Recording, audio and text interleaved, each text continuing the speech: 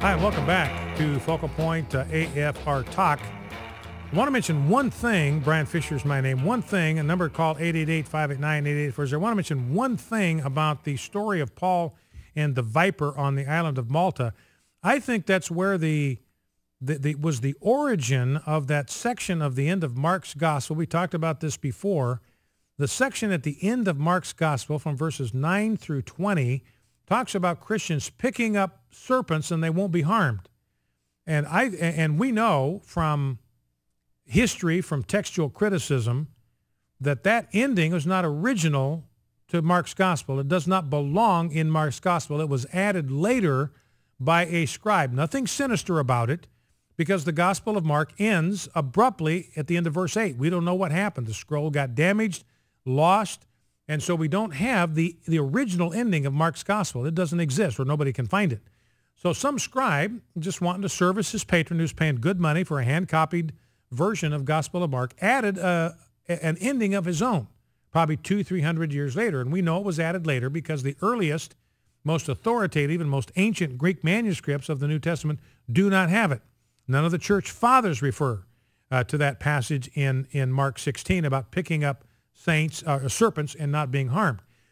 So it probably goes back. It's a garbled version of what happened to Paul on the island of Malta. And somehow that got morphed into a thing where this guy believed that Christians apparently could pick up snakes and not be harmed. That's not at all what we're taught. Paul wasn't picking up that snake. He wasn't trying to find that snake. The snake came out of the woods, came out of the woodpile and bit him. And I'm guessing that's what got morphed into, the old telephone game. That's what got morphed in to picking up serpents and not being harmed. Now, we're in the middle of working with India partners to help children that are in the red light district in Mumbai. And our goal is to provide 5,000 nights of safety, rescue, and care for children, especially young girls, to help them escape the red light areas of Mumbai. Red light means prostitution. It means drugs. It's a horrible, horrible environment. These girls as young as 8 are sex trafficked. They're the daughters of mothers who are prostitutes in the red light district. Their children grow up in that environment. They often go into the life as early as 8. We want to get them out of there. Their moms want to get them out of there. The moms give their children to these safe houses. These children aren't kidnapped. Nobody's grabbing them off the street. Their moms are talked to. Do you want something better for your child? And the moms say yes. They can get food. They get shelter. They get clothing. They get counseling. They get an education. They get introduced to the gospel of Jesus Christ. And for just $7, you can provide one night of rescue, safety, and care for one of these children. And our goal in this campaign, this week and next, is to provide 5,000 nights of safety for children in the red light district in Mumbai. We are at 1,600. Just talked to John Riley before I came across the street to go on air. And we have 1,600 nights provided so far of the goal of 5,000 nights of safety, rescue, and care. So $7, you can provide one night of rescue, safety, and care. If you make a donation of $50, you can provide about a week of safety. If you give a gift of $100, you can provide about 2 weeks of safety. Debbie and I wanted to provide a full month, so we gave $200 to provide a month of safety, care, and rescue for children. And don't worry, by the way, these gifts are pooled. So if you give a gift for, say, a month or so, and you get to the end of the month, that child is not going to be tossed on the street, because the resources that we give are pooled. They're not going to send any of those children, not one, back out into the street. That's why it's important that we step up to the plate and help to rescue these children. So you can call, I have the number right here, 1-800-678-9962, 1-800-678-9962, or you can go to afr.net, afr.net. That's how Debbie and I did it. Just go to afr.net. You can get a link and go right to the donation page. Now, Jeff, can we grab one of those audio stories? Yeah. Let's go with number one. Clip number one. This is a testimony from a girl, or about a girl named Monica. Let's listen. My mom understood that I was not happy in the brothel. I wanted to go away from there, and she also felt the same. To protect me, to give me a future, she decided that she would send me to this safe place. She wanted me to become a doctor, and that's my dream too.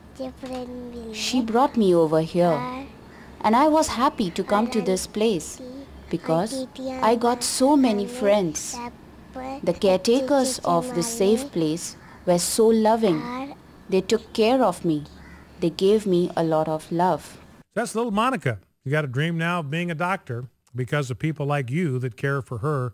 So call 800-678-9962, 800-678-9962. Go to afr.net.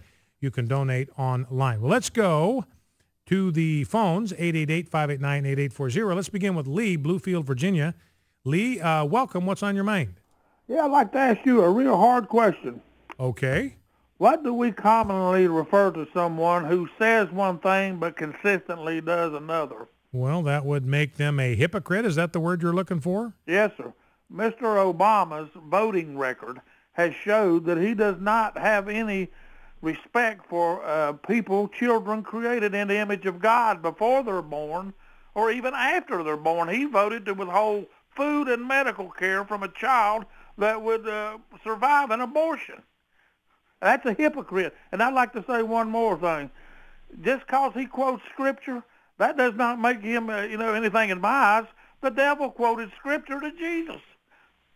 Well, that's exactly right, Lee, and that is a good point. And you want to slap Scripture on stuff to sort of cover your own tracks, just like kind of patriotism is the last refuge of a scoundrel. Scripture quoting is the last refuge of a hypocrite.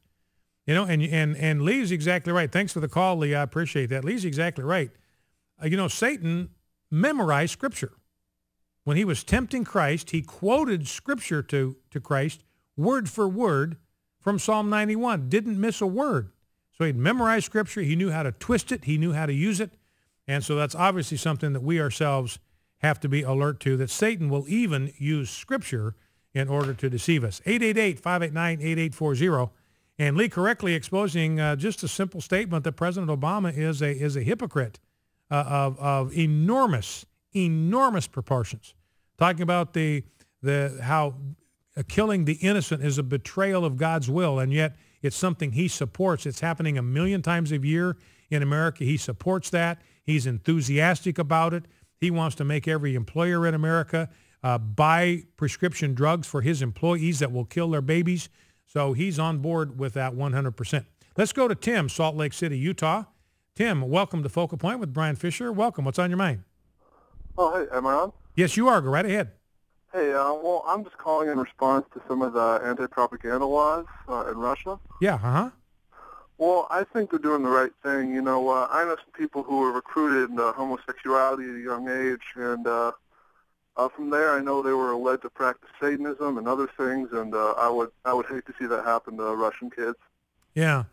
Well, and see, that's what's going on in Russia. Russia is now becoming more Christian in its worldview than we are, Tim. I mean, Putin is out there rebuking us for the way we have rejected Christianity and for the way we have adopted practices that are condemned by Christianity. And Putin's out there saying, hey, you want to look at the moral center of the world right now, it's the nation of Russia, because we're going back to our Christian roots. We've neglected our Christian roots. We've turned our back on our Christian roots, and we know that that's foundational to civilization. So Putin is taking his people back to basics. They're prohibiting ads now for abortions in Russia. You can't advertise abortion services. If you're a Planned Parenthood clinic in Russia, you're out of luck. You're not going to be allowed to advertise there. So Putin is trying to get his nation to go back to the foundations of Christianity. Christianity had a long history in Russia, introduced there before the first millennium, 988 A.D. They celebrated a big 1988, had a huge 1,000-year celebration, just celebrated their 1,025th anniversary of that with a lot of pomp and circumstance, and Putin was there leading the charge on that. So, and Russia just does not, they recognize the dangers and risks and hazards of the homosexual lifestyle. They want to protect their teens from that. Any culture that cares about teenagers want to do the same thing. You know, if we had some kind of school curriculum or some group that was out there promoting white supremacists, promoting white supremacy, and they were forming clubs in schools to promote the KKK and to promote white supremacy, we would say, no, we're not going to let you do that. We're not going to let you poison the minds of our children. We're not going to let you seduce them into a movement that is a blight on the human soul and on culture. Well, the same exact thing is true with those who want to propagandize teenagers into homosexuality. It is a blight. It'll destroy their souls. It'll destroy their bodies and could destroy their spirits for all of eternity. No society that cares about its teens would want to see that happen without doing what they could to stop it. Let's grab a call. Thank you, Tim. I appreciate that. Let's grab a call from Tom, Amarillo, Texas. Tom, welcome. What's on your mind? Hey, I had a question about same-sex marriage and how this fits in with the scripture. I know two people who are both men. One of them has taken a vow of celibacy. These are lifelong friends. Neither of them is married. One of them used to be married. In any case, there's a health insurance issue. For instance, it comes with a benefit of being legally, quote-unquote, married. Mm-hmm.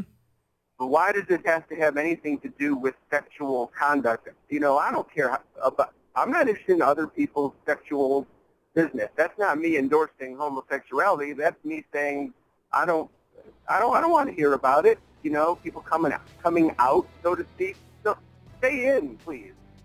You know, but there's just. But why not? But why not let them get married if they're not going to have sex? That's your point. Well, all right, Tom. Listen, I appreciate the call. I got to let you go because we're out of time. But let's remember that God said in Acts 2:24 that the act of sexual intimacy is the act of marriage. That's when a marriage is consummated, when a husband and a wife come together in sexual intimacy, sexual union, the two become one flesh. So the one bond union is central to what marriage is all about, the one flesh union. Back after